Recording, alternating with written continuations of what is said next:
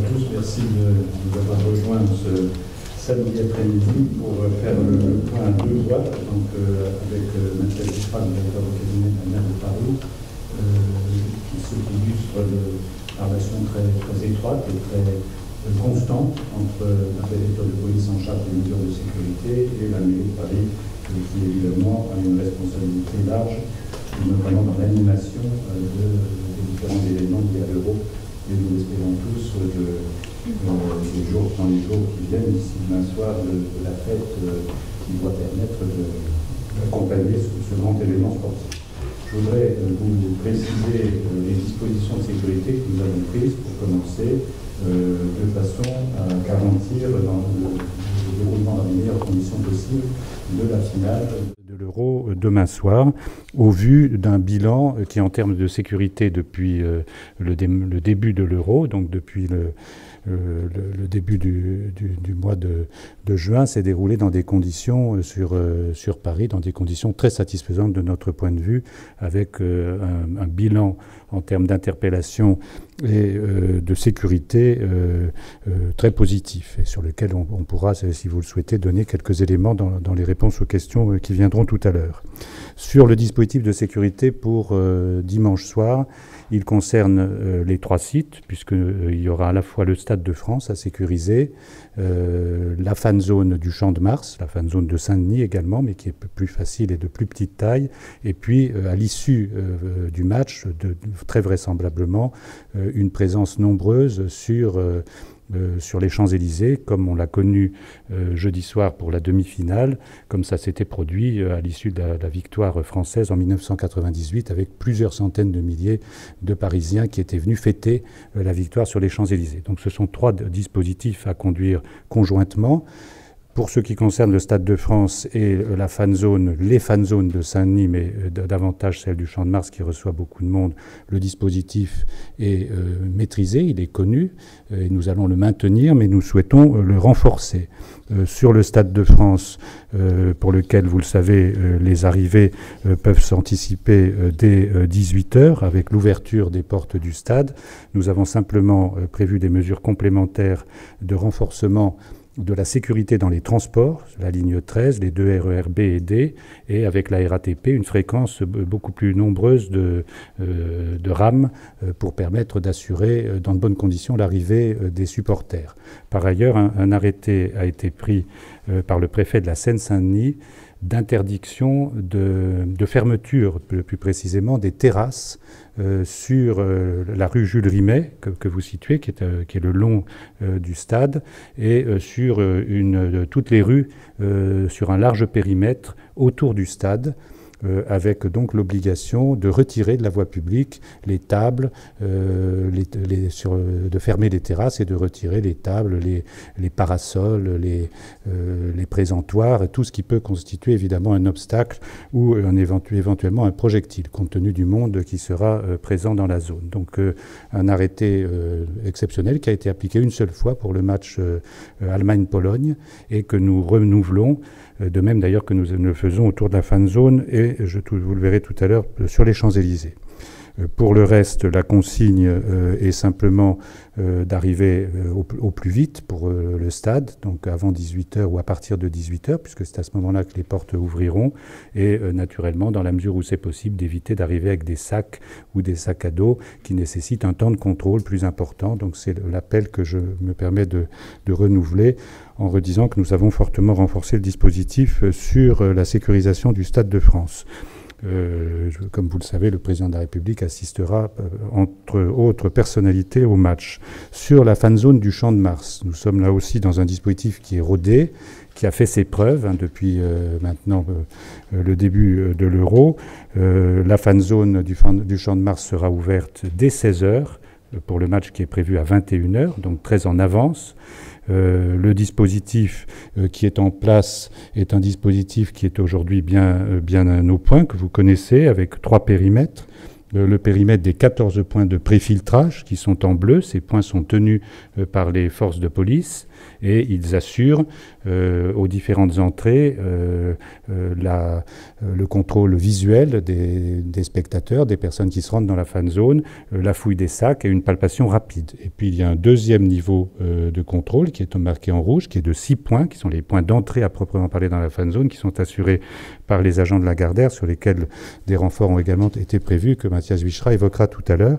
Et nous avons rajouté pour la soirée du dimanche, pour le dimanche 10 juillet, des points de contrôle qui sont dans le périmètre qui est marqué, notamment vous le voyez au bout de l'avenue Suffren et au bout de l'avenue Bournonnet côté quai Branly, et puis au niveau La Motte-Piquet-Grenelle au bout de l'avenue La Motte-Piquet, et en allant vers les Invalides sur chacune des pénétrantes de l'avenue de La Motte-Piquet, donc un périmètre plus large qui permet, au moment où le public arriverait en nombre trop important pour la capacité d'accueil de la fan zone, pour permettre à ce moment-là de fermer l'accès et donc d'éviter que le public ne continue à progresser pour arriver au point de périfiltrage ou au point de contrôle, ce qui serait très difficile à ce moment-là en termes de capacité d'accueil dans la fan zone. Donc le message que je tiens à passer, c'est très clairement celui d'anticiper les heures d'arrivée de façon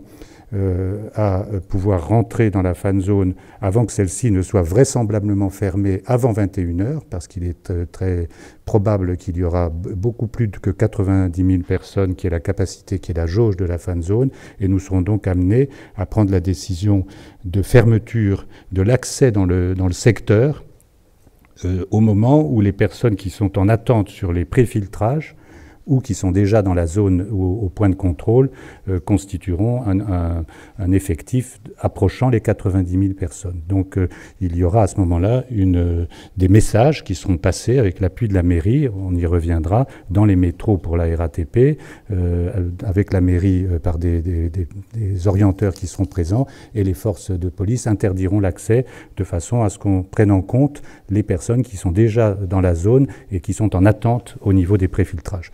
Pour éviter de se trouver dans cette situation et de ne pas pouvoir accéder, il est donc préférable d'arriver tôt pour trouver la place qui correspond. Pour le reste, nous avons pris des mesures complémentaires de sécurité sur le secteur de la fan zone du Champ de Mars, avec un arrêté, là aussi d'interdiction un arrêté demandant la fermeture des terrasses pour l'ensemble des cafés et établissements, avec donc des terrasses qui doivent être vidées de tout mobilier, de tout équipement, les chaises, les parasols, et cela dès 15 heures, et sur l'ensemble des avenues sur lesquelles sont établis les grands cafés, notamment sur l'avenue de la Motte-Piquet, entre la station, le boulevard de Grenelle, et l'entrée à l'école militaire. Mais de la même façon, de l'autre côté la Bourdonnais, sur la place Général Gouraud, au débouché de l'avenue Rapp et de la rue Saint-Dominique. Donc fermeture des terrasses, mais les cafés pourront continuer à distribuer des boissons à l'intérieur, et par ailleurs interdiction de transporter de l'alcool ou d'en consommer sur la voie publique à partir de ces heures de l'après-midi. Nous avons également pris des mesures pour que toutes les stations de métro soient ouvertes. Elles seront donc toutes ouvertes au public, aussi bien pour arriver à la fan zone que pour en partir à la fin du match. La seule station qui sera fermée est la station Passy, pour des raisons simplement d'exiguïté et de difficulté d'accès, compte tenu du fait qu'elle est en haut de marche. Et puis les recommandations que nous pouvons faire en matière de sécurité, c'est évidemment d'éviter d'arriver avec des sacs. Là aussi, ça prend plus de temps. Les personnes sont contrôlées en prenant davantage de temps et au détriment de l'ensemble. Et puis évidemment, pas de fumigène, pas de pétards, pas d'engins qui peuvent servir de projectiles, et arriver assez tôt et en tout état de cause, sensiblement avant 20h, si ils ne veulent pas se présenter à un moment où il n'y aura plus d'accès dans la fan zone. Enfin, je mentionne que pour la fin du match, donc après 22h50, après 23h, au moment où il y aura la fin du match, l'accès aux Champs-Élysées sera facilité pour les piétons en passant par le pont de l'Alma, donc en empruntant l'avenue Rapp, le pont de l'Alma et l'avenue Georges V pour rejoindre les Champs-Élysées, ce qui permettra un accès plus facile, puisque le pont d'Iéna qui est au débouché de la Tour Eiffel en allant vers le Palais de Chaillot, le pont d'Iéna est fermé. Il sera fermé à la circulation automobile, comme il sera fermé à la circulation des piétons, dans la mesure où il y a sur l'installation en cours d'une partie des équipements pour le feu d'artifice du 14 juillet. Donc voilà le schéma sur la fan zone du Champ de Mars, qui a également bénéficié de renforts importants, puisque nous passons les effectifs sur la fan zone du Champ de Mars à 1398 forces mobiles, ce qui est beaucoup plus important que précédemment. Ça correspond en force mobile à plus de 13 unités. Nous en avions habituellement une dizaine sur le Champ de Mars. De la même façon, nous avons renforcé les effectifs au Stade de France, qui seront de 14 unités et demie, ce qui est là aussi sensiblement supérieur au match précédent. Il y a également dans les transports un nombre important de forces qui ont été déployées et qui seront déployées à hauteur de 700 fonctionnaires de police des différentes directions de la préfecture de police. Dernier point très rapide, les Champs-Élysées, pour lesquels il y a une forte probabilité de rassemblement important, avec les risques évidemment que peut comporter l'afflux de centaines de milliers de personnes, même si c'est dans une ambiance festive et pour marquer et partager la fête, en espérant, bien entendu pour les participants, la victoire de leur équipe. L'objectif est celui de faciliter donc les conditions d'acceptation de l'ensemble de cette foule sur l'avenue des Champs-Élysées. Vous avez peut-être le souvenir qu'en 1998, il y avait eu tout de même un certain nombre d'incidents qui avaient d'ailleurs conduit à mort et à plusieurs blessés par une voiture qui avait foncé dans la foule. Et donc nous prenons des précautions maximales, là aussi en accord avec la mairie, d'une part avec une fermeture de la circulation, donc l'avenue des Champs-Élysées sera fermée à la circulation à compter de 22h, à partir de 22h, entre la place de la Concorde et le rond-point de la place de l'Étoile. Par faciliter cette opération, les parkings eux-mêmes ne pourront plus faire sortir les véhicules facilement après 22 heures.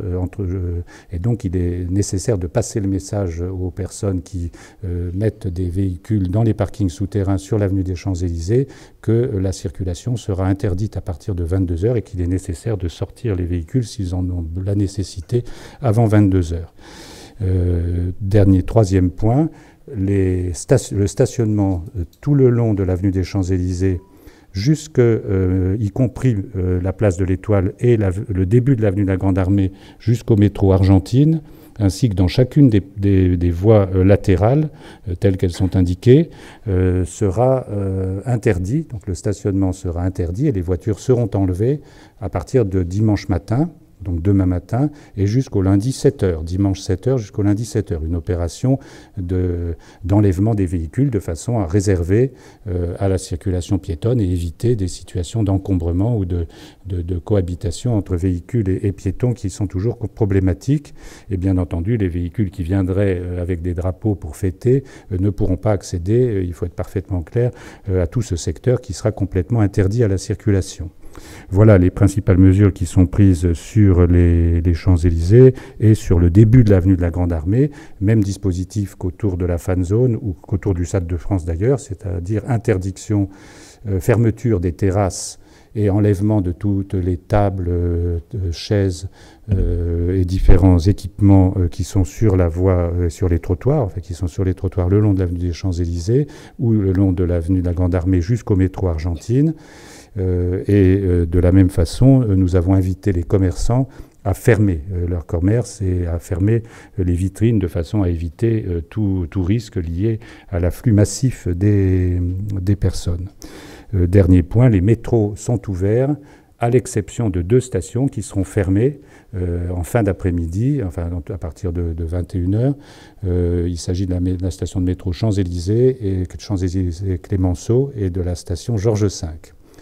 Dernier élément, nous prévoyons en effectif sur le dispositif Champs-Élysées, qui est un dispositif qui va durer une partie de la nuit, puisque vous le savez, la RATP a prolongé le service de nuit sur un certain nombre de lignes, dont celles qui desservent ce quartier, pendant la totalité de la nuit.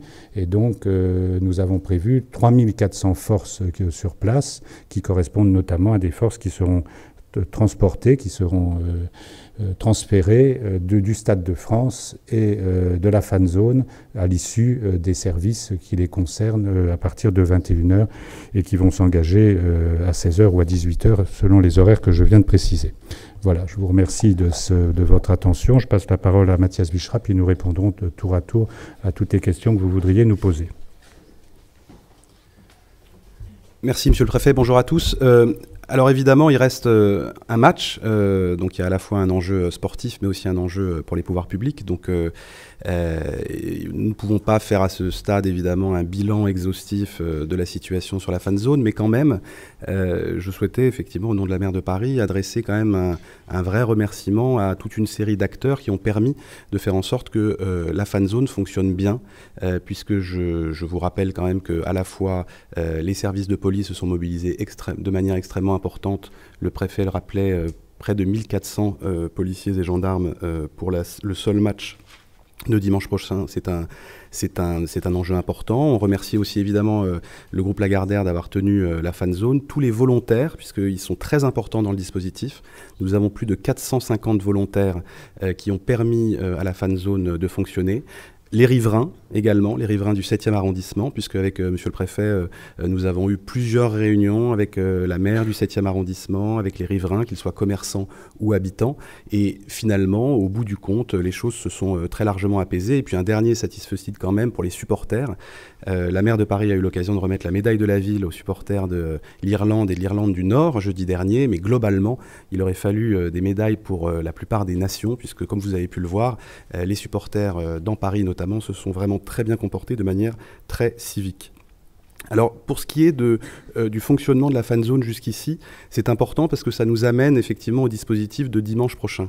Le fonctionnement jusqu'ici, il est notable à plusieurs titres. D'abord, en termes de nombre, puisqu'on avait anticipé sur la totalité de la période, dans les meilleures hypothèses, à peu près 1 million de spectateurs à l'intérieur de la fan zone, et nous en sommes déjà à 1 124 000 avant le match de dimanche soir. Donc vraisemblablement, nous aurons au total autour de 1 220 000 spectateurs qui auront été sur la fan zone. Au regard de ce nombre, il faut dire que les incidents ont été extrêmement rares. On peut noter évidemment, comme vous le savez, la bousculade du match de samedi dernier, qui finalement a entraîné principalement 16 personnes qui sont allées à l'hôpital, mais 2 hospitalisations qui n'ont pas duré pour des faits qui ne sont pas des blessures graves. Donc globalement, en termes de gestion de flux, et encore une fois, nous souhaitions vraiment remercier la préfecture de police et les pompiers et les services de secours pour leur réactivité, les choses se sont vraiment bien passées. Sur la composition de la fan zone, il y a à peu près 25% d'étrangers, c'est-à-dire de supporters étrangers. Les 3/4 sont des Français ou des Parisiens et des Français, des Franciliens. Donc c'est une fan zone avec un public extrêmement varié et où le mélange des nations et des supporters se passe globalement vraiment très bien. Et nous avons effectivement beaucoup d'animations qui ont permis au sein de la fan zone, que ce soit des animations culturelles ou sportives, de faire en sorte que cette fan zone vive dans vraiment de bonnes conditions. Donc évidemment, il reste encore un match, donc il n'y a pas encore de bilan définitif ou de satisfecit définitif et général, mais en tout cas jusqu'ici les choses se sont bien passées et évidemment avec Monsieur le Préfet nous en appelons à la population et aux supporters qui viendront dimanche prochain à faire en sorte qu'on s'inscrive dans cette continuité. Pour le dispositif de dimanche soir, Monsieur le Préfet l'a très largement rappelé. Je voulais simplement vous signaler que en fait, le dispositif de dimanche soir est le fruit d'un retour d'expérience de tous les autres matchs qui se sont déroulés. C'est-à-dire qu'on a progressivement amélioré les choses. Nous nous voyons d'ailleurs avec Monsieur le Préfet très régulièrement après les matchs pour améliorer le dispositif. Et notamment, le dispositif a été amélioré là pour le match qui vient dans 2 domaines principaux. D'abord, évidemment, la sécurité. puisque vous savez qu'il y avait eu à un moment une polémique qui avait été alimentée notamment par l'opposition, qu'elle soit municipale, régionale ou nationale, sur le thème c'est pas assez sécurisé, c'est dangereux et vous êtes imprudent de mettre en place cette fan zone. Je vous rappelle qu'un chiffre avait été indiqué, qu'il fallait au moins avoir un niveau de 1 agent de sécurité ou policier pour 100 spectateurs.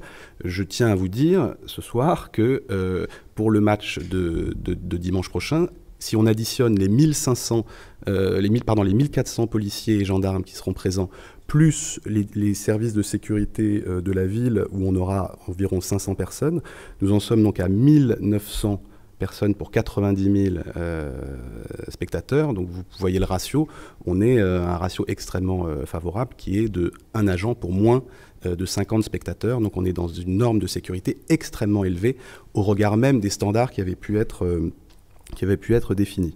Donc ça c'est le premier point, un engagement très fort sur la sécurité. Les services de secours ont été renforcés, les équipes de la sécurité privée avec le groupe Lagardère et la mairie ont été renforcées puisque nous mettons près de 60 personnes de plus, à la fois en termes de filtrage et d'intervention au sein de la fan zone. Nous avons aussi, évidemment, puisque l'alcool est consommé au sein de la fan zone, des régulateurs qui interviennent et qui font que malgré une consommation assez abondante, notamment quand il fait chaud, de bière au sein de la fan zone, eh bien, nous avons constaté qu'il y avait très peu de problèmes liés à des alcoolisations massives, puisque non seulement des débits de boissons ont pu être fermés sur demande de la préfecture quand on voyait qu'il y avait un certain laxisme des débiteurs vis-à-vis de gens qui étaient un peu déjà assez avancés et assez abîmés en matière d'alcoolisation, et que par ailleurs, un arrêté a été pris par M. le Préfet pour faire en sorte qu'à partir de 21 h, les gens, c'est-à-dire ce qu'on appelle les soifeurs, qui circulent avec des bonbonnes de bière pour les proposer, soient interdits à partir de 21 h. Donc ça a permis de réguler tout cela. Donc la première chose, vraiment, c'est un renfort très important pour ce match de sécurité.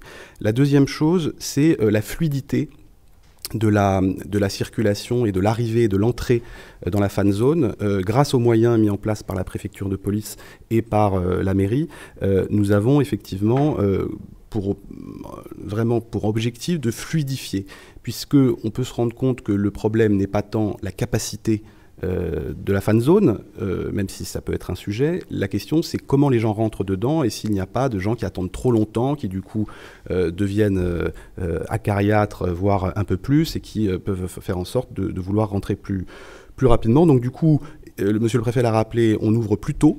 C'est-à-dire c'est 16 h la possibilité de commencer à se présenter, alors qu'avant c'était plutôt autour de 17 h voire 18 h pour les matchs qui commençaient à 21 h.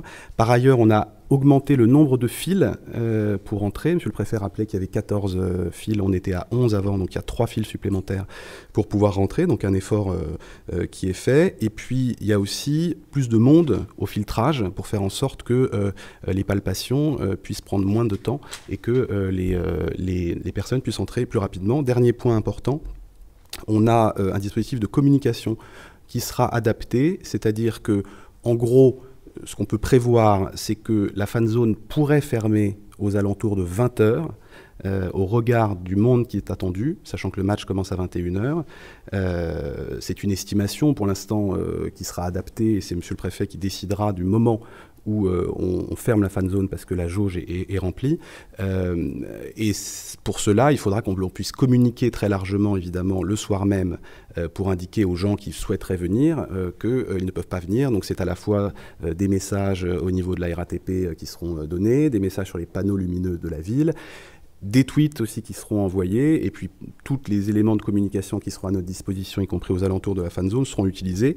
Également les bénévoles que je citais, les 450 bénévoles, on en aura 150 qui seront mobilisés et qui permettront notamment aux sorties de métro d'indiquer aux gens qui souhaiteraient venir sur la fan zone si la fan zone est fermée parce qu'elle est trop remplie, de manière anticipée, donc de dire aux gens qu'ils ne pourront pas s'y rendre.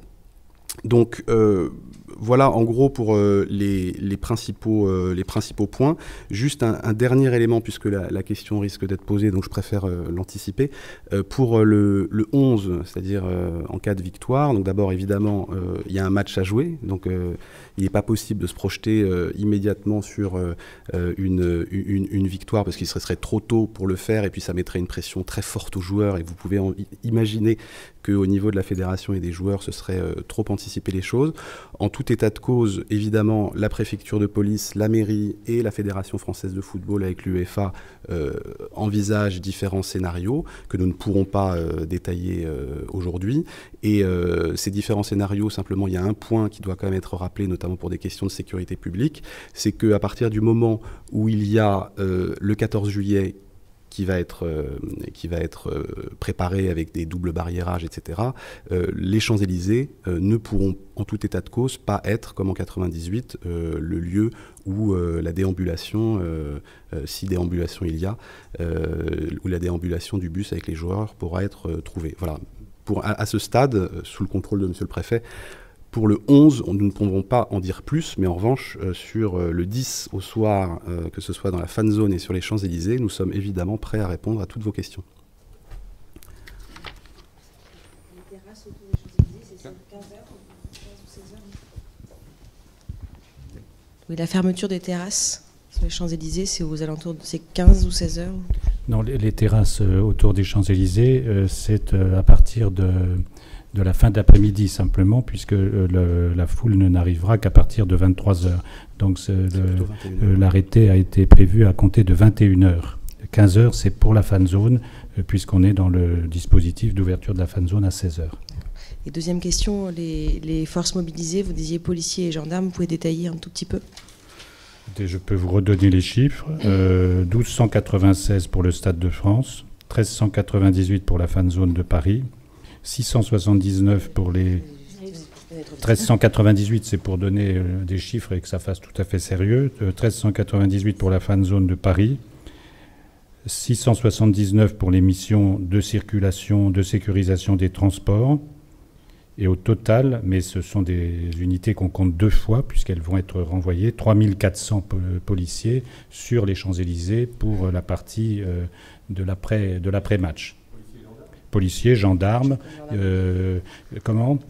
Gendarmes mobiles. Enfin, ce sont à la fois les forces habituelles de la préfecture de police, des gendarmes, notamment des gendarmes mobiles principalement, mais également les forces spécialisées de la PJ, du renseignement, des services de la circulation, de la brigade ferroviaire et des transports. Je pourrais même mentionner Sentinelle également, même s'ils ne sont pas directement impliqués, ils assureront plus une sécurisation sur l'ensemble des quartiers et des points pour lesquels ils sont mobilisés. Excusez-moi, tout ça c'est en cas de victoire de la France, on est bien d'accord? Pardon? Tout cela c'est en cas de victoire de la France? Non, c'est de toute façon, nous prévoyons de toute façon une fréquentation importante des Champs-Élysées le dimanche soir. Évidemment, dans un contexte un peu différent si la France gagne, avec vraisemblablement davantage de monde, mais il est très assuré qu'il y aura de toute façon des rassemblements importants sur les Champs-Élysées, quelle que soit l'issue du match de demain. Vous pouvez redonner le Stade de France, s'il vous plaît, parce que... Le Stade de France, c'est 1296. Dont 14 unités et demie de forces mobiles. Vous avez évoqué la bousculade lors du match Allemagne-Italie sur la fan zone. Il y a une barrière au milieu de la fan zone qui sépare deux parties. Et ce qui représente une menace en cas de mouvement de foule, et à quoi elle sert en fait, cette barrière qui sépare en deux la fan zone? La barrière qui sépare en deux la fan zone, à quel niveau? Comment? Oui. En cas de mouvement de foule, on peut imaginer que le mouvement parte de l'écran tout au pied de l'écran et que les gens soient retenus. Voilà. Alors, d'abord, c'est une crash barrière, donc ça veut dire que c'est une barrière qui permet quand même l'intervention des secours. De manière générale, la disposition qui a été retenue au niveau de la fan zone permet en fait de distinguer. Mais je ne vois pas exactement de quel. En fait, au pied de l'écran, il y a une première espace, il y a la crash barrière et il y a l'espace de la fan zone. Il y a un deuxième, effectivement, il y a une crash barrière qui est au niveau même de l'écran, qui permet évidemment d'éviter la pression sur l'écran lui-même. C'est le premier niveau. Et puis il y a peut-être 50 mètres en arrière une deuxième crash barrière qui effectivement sépare un premier volant de public du public qui reste sur la pelouse derrière cette crash barrière. C'est un dispositif classique qui est appliqué systématiquement dans des situations où il y a des foules nombreuses avec des risques de mouvement de poussée vers l'avant. Comme ça se produit et comme ça peut se produire dès qu'il y a une scène. Il y a aussi sur la scène souvent du spectacle avant la retransmission des matchs. Et donc c'est un dispositif qui est parfaitement classique, si je peux dire, dans ce type de gestion de foule nombreuse devant un grand écran, de façon à éviter qu'il y ait une capacité de progression massive sur les zones les plus exposées, derrière lesquelles on met simplement une barrière de protection de quelques agents ou de quelques forces de l'ordre. Ah oui, je vois ce que vous voulez. En fait, par ailleurs, on souhaite avoir des zones de desserrement. C'est-à-dire qu'en fait, la fan zone fait 130 000 m² et en fait, la totalité des 130 000 m² n'est pas utilisée. Et donc, il y a effectivement des barrières qui permettent d'avoir, en cas d'évacuation ou d'intervention des services de secours, des zones tampons pour pouvoir effectivement intervenir et faire une séparation au sein de la fan zone.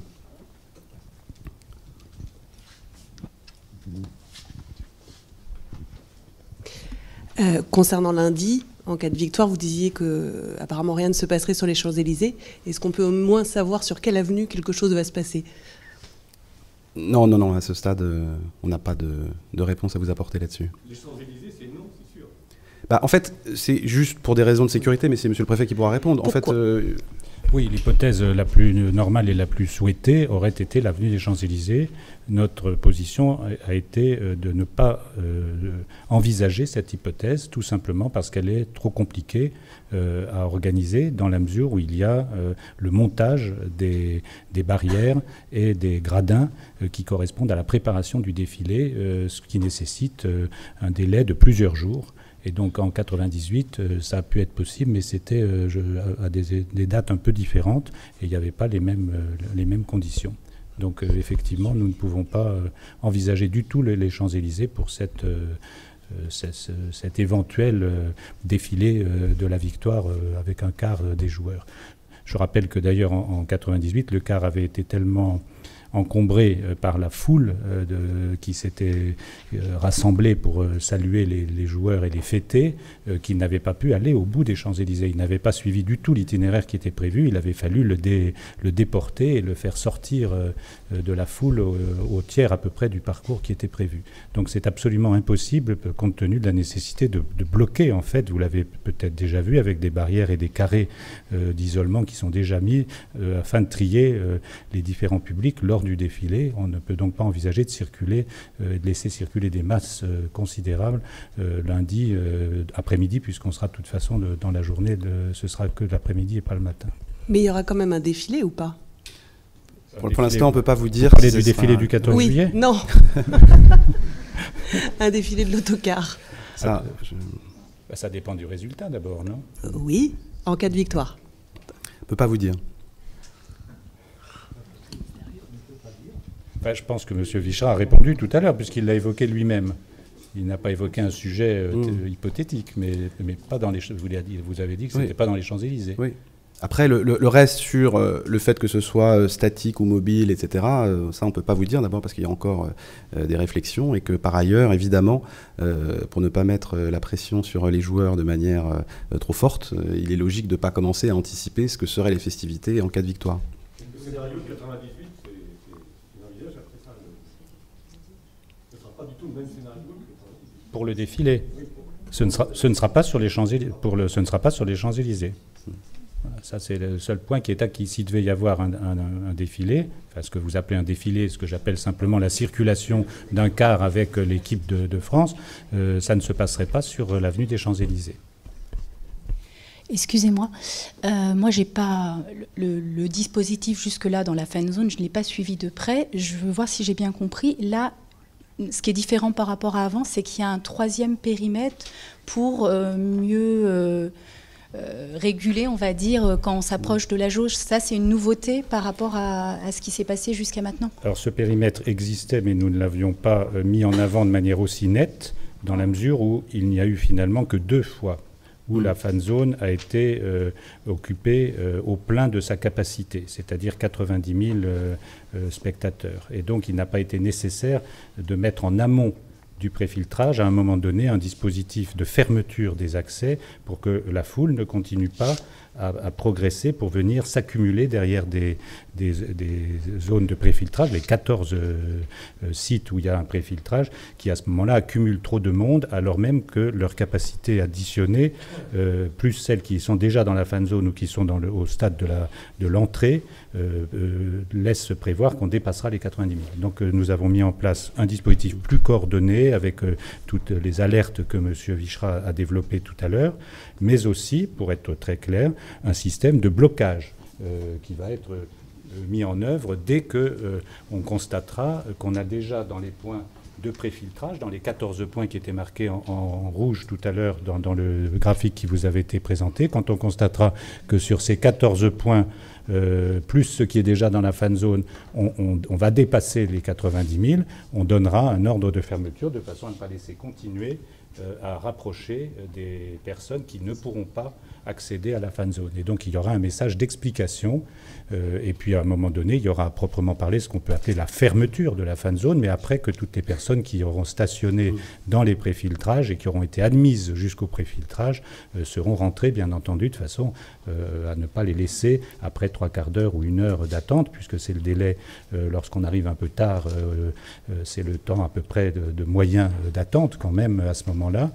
Puisque, pour terminer aussi, je me permets d'insister, nous donnons des consignes au niveau du préfiltrage, comme elles sont données au niveau du contrôle proprement dit d'accès dans la fan zone, de ne pas réduire la vigilance en termes de contrôle des sacs, de fouilles rapides, qu'il y ait, qu'on soit au moment d'arriver à la saturation de la fan zone ou qu'on soit au début. Donc l'objectif est de continuer à être extrêmement vigilant et c'est les consignes qui ont été passées aux forces de police.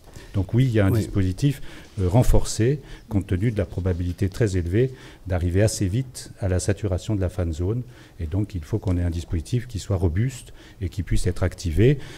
Mathias Vichra évoquait l'heure en parlant de 20 heures. Il est très probable qu'à 20 heures, la fan zone sera déjà considérée comme pleine et donc il est fort possible que ce dispositif soit activé sensiblement avant 20 heures et que les personnes qui arriveraient à 19 heures, par exemple, ne soient plus autorisées à pénétrer jusqu'au point de préfiltrage, tout simplement parce qu'il y aura déjà suffisamment de monde dans la zone et dans les points de préfiltrage pour atteindre les 90 000 spectateurs. Juste pour rebondir une seconde, qu'est-ce qui change aussi par rapport aux autres matchs sur la fan zone? La ville avec le groupe Lagardère, mais sans personnel de plus, en gros, c'est-à-dire qu'on passe de 4 à 500.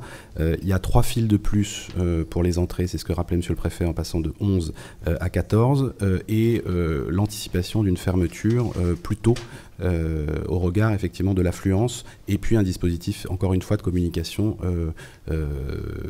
anticipé et très pluriel avec la RATP, etc. Donc un dispositif de communication plus important.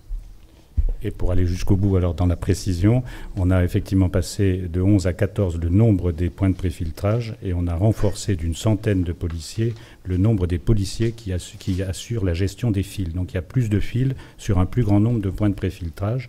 Et enfin, il y a un système de caméras qui a été complété de façon à pouvoir suivre la totalité des points de préfiltrage et comptabiliser le nombre de personnes qui sont en attente au stade du préfiltrage de façon à anticiper avec le comptage qui est fait à l'intérieur de la fan zone sur sa capacité d'acceptation de public. Ce sera la dernière question.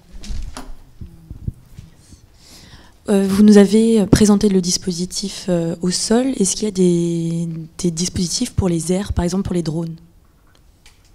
Il existe depuis le début un dispositif de détection et de brouillage pour les drones qui est mis en place et qui est actif depuis les premières occupations de la fan zone. Donc il a été activé depuis le début et il sera maintenu bien entendu dimanche. Juste la fan zone ou sur les 3 sites compris? Sur la fan zone, sur le Stade de France et autour de l'Arc de Triomphe également, oui. Juste une petite question, est-ce que c'est un dispositif que vous qualifiez d'exceptionnel par rapport à d'autres dispositifs? Sans aucun doute pour la partie Champs-Élysées. Sans aucun doute, parce que je veux insister sur ce point quand même un instant. La situation en termes de gestion, de sécurité, de foule très nombreuses, qui viennent avec une volonté festive, qui veulent fêter une victoire ou qui veulent fêter tout simplement le déroulement de l'Euro, même s'il n'aboutissait pas à la victoire de leur camp. Ce type de situation, quand on a plusieurs centaines de milliers de personnes sur les Champs-Élysées, ce qui est possible, il y avait au moins 500 000 personnes en 1998, crée forcément, par cette concentration, par le fait que les personnes sont très joyeuses, que beaucoup ont passé toute la journée à regarder le match, à boire, et sont souvent très libres, si je peux dire, dans leur comportement. Tout cela est normal, c'est un moment d'expression collective, de liberté collective, où chacun sort un petit peu de lui-même. On le voit avec les voitures, les drapeaux, un comportement. Les gens bloquent un peu tout Paris est bloqué en termes de circulation, mais ça entraîne des conséquences aussi. Les services de secours ne peuvent pas accéder rapidement, donc on les a prépositionnés. Les forces de l'ordre, s'ils se mêlent à ces groupes des personnes qui veulent casser ou vandaliser ou piller certains magasins, l'intervention n'est pas si facile, elle peut être même dangereuse. Enfin, on a un risque tout de même de menace terroriste qui est général et qui justifie qu'on ait des mesures de précaution autour de cette zone. Donc c'est un événement de ce point de vue relativement exceptionnel, mais on le connaît le 31 décembre, on le connaîtra peut-être à d'autres dates, et donc nous le gérons. Mais oui, celui-là me paraît plus inhabituel et plus exceptionnel, parce que finalement l'Euro c'est exceptionnel, et le stade où nous arrivons maintenant sur le plan sportif est exceptionnel aussi pour la France. Par contre, sur la fan zone et sur le Stade de France, on a renforcé, on a amélioré, on a tiré la leçon de toutes les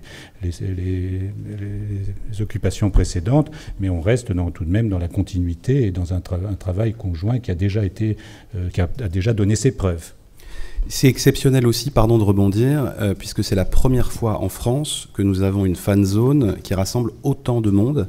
Il faut savoir que l'addition du total des spectateurs de la fan zone du Champ de Mars est supérieure au total des spectateurs dans les stades pour l'Euro. Donc c'est assez exceptionnel d'avoir sur l'espace public un nombre de spectateurs, par exemple, qui dépasse une jauge comme celle du Stade de France, puisque vous atteignez 92 000 spectateurs, soit plus de 10 000 de spectateurs de plus qu'au Stade de France. Donc c'est vrai que pour cela, c'est un exercice un petit peu inédit pour nous, globalement au niveau des pouvoirs publics, et donc de fait exceptionnel, et ça nous a permis effectivement au fil des matchs progressivement d'améliorer le dispositif de sécurité. Si vous voulez avoir les chiffres pour compléter, confirmer ce que dit Mathias Vichra, sur les stades en cumulé, pour le Stade de France, hors le match de demain soir bien entendu, on est à 424 713 supporters qui ont vu le match depuis le Stade de France, et sur le Parc des Princes, 220 158. Donc au total, par rapport aux 1 100 000 qui étaient évoqués, on est, vous le voyez, autour de 650 000.